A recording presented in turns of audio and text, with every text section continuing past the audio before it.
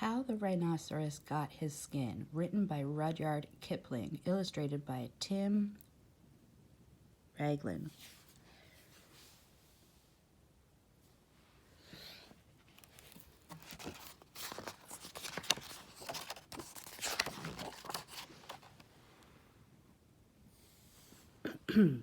Once upon a time, on an uninhabited island on the shores of the Red Sea, there lived a Parsee from whose hat the rays of the sun were reflected in more than oriental splendor. And the Parsee lived by the Red Sea with nothing but his hat and his knife and a cooking stove of the kind that you must particularly never touch.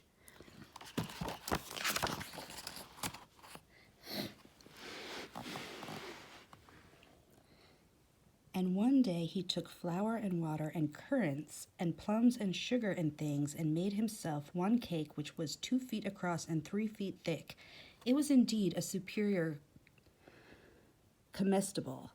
That's magic. And he put it on the stove because he was allowed to cook on that stove, and he baked it till it was all done brown and smelt most sentimental.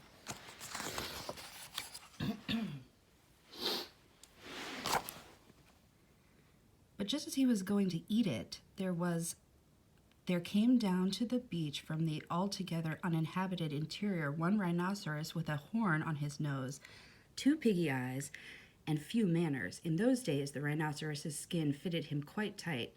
There was no wrinkles in it anywhere. He looked exactly like a Noah's Ark rhinoceros, but of course much bigger.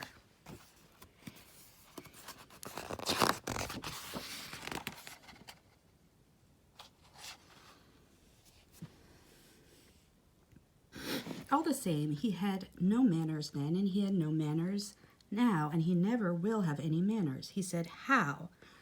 And the Parsee left that cake and climbed to the top of the palm tree with nothing on his hat, from which the rays of the sun, nothing but his hat, from which the rays of the sun were always reflected in more than oriental splendor.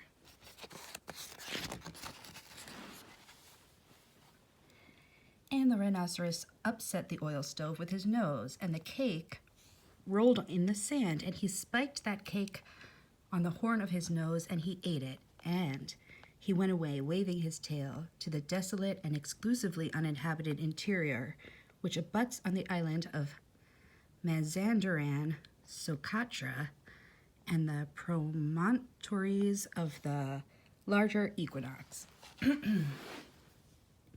Then the Parsee came down from his palm tree and put the stove on its legs and recited the following sloka, which, as you have not heard, I will now proceed to relate. Them that takes cakes, which the Parsee man bakes, makes dreadful mistakes. Uh-oh. He looks...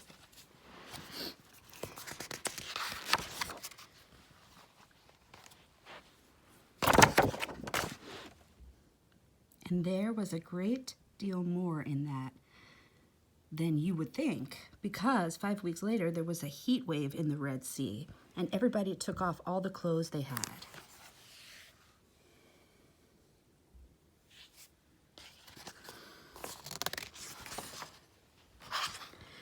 The Parsee took off his hat, but the rhinoceros took off his skin and carried it over his shoulder as he came down to the beach to bathe. In those days it was buttoned underneath with 3 buttons and looked like a waterproof.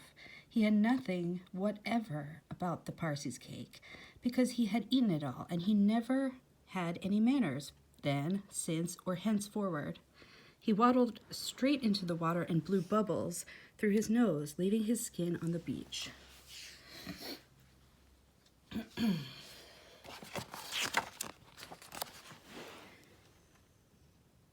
Presently, the Parsee came by and found the skin, and he smiled. One smile that ran all around his face 2 times. Then he danced 3 times round the skin and rubbed his hands.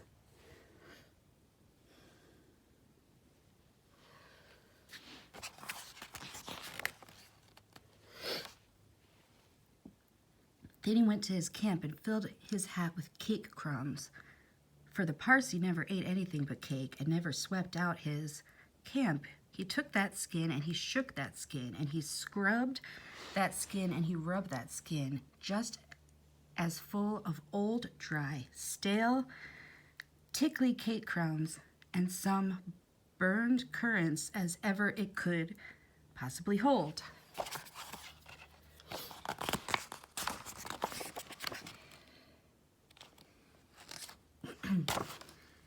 Then he climbed on top of the palm tree and waited for the rhinoceros to come out of the water and put it on, and the rhinoceros did.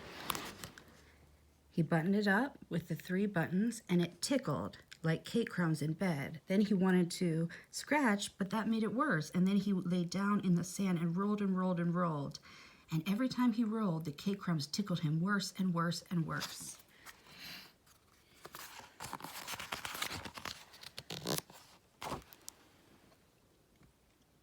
Then he ran to the palm tree and rubbed and rubbed and rubbed himself against it. He rubbed so much and so hard that he rubbed his skin into a great fold over his shoulders and another fold underneath where the buttons used to be. But he rubbed the buttons off and he rubbed some more folds over his leg, and it spoiled his temper. But it didn't make the least difference to the cake crumbs. They were inside his skin and they tickled, so he went home very angry indeed and horribly scratchy. And from that day to this, every rhinoceros has great folds in his skin and a very bad temper, all on account of the cake crumbs inside.